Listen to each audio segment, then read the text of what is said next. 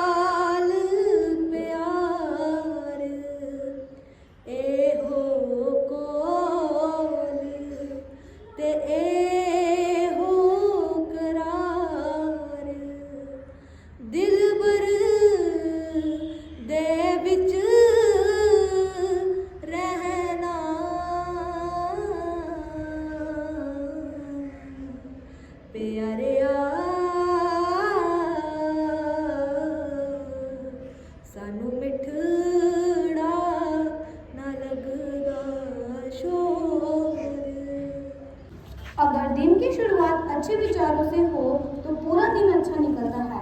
तो आज के सुविचार के लिए मैं श्रेया चौधरी को आमंत्रित करती हूँ।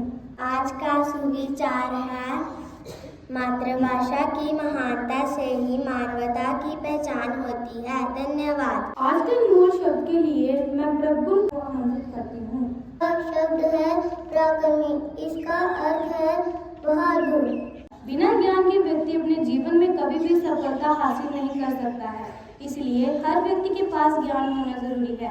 अतः सामान्य ज्ञान के प्रश्नों के साथ मैं प्रतिभा कक्षा 5वीं की छात्रा को बुलाना चाहूँगी। प्रभात, आज मैं आप सबसे हिंदी दिवस के उपरांत कुछ प्रश्न पूछने जा रही हूँ। मेरा पहला प्रश्न है, हिंदी दिवस कब मनाया जाता है? सही जवाब है 14 सितंबर। मेरा दूसरा प्रश्न है, हिंदी को किस लिपि में लिखा जाता है? सही उत्तर है देवनागरी लिपि। मेरा तीसरा प्रश्न है, हिंदी को किस राज्य की आधिकारिक भाषा के रूप में स्वीकार किया गया है? सही जवाब है बिहार। मेरा चौथा प्रश्न है, हिंदी दिवस का पहला आयोजन कहाँ हुआ था? मैं अपना प्रश्न फिर से दोहराती हूँ, हिंदी दिवस का पहला आयोजन कहाँ हुआ था? सही उत्तर है लखनऊ। वंशिका चौधरी है और मैं कक्षा 6 की छात्रा हूँ। आज मैं आप सबके सामने एक कविता प्रस्तुत करने जा रही हूँ और मेरी कविता का विषय है हिंदी भाषा। हिंदी भाषा सबसे प्यारी, हिंदी भाषा सबसे न्यारी, सहेली बहुत उपेक्षा इसने, अब तो रख लो इसका मान।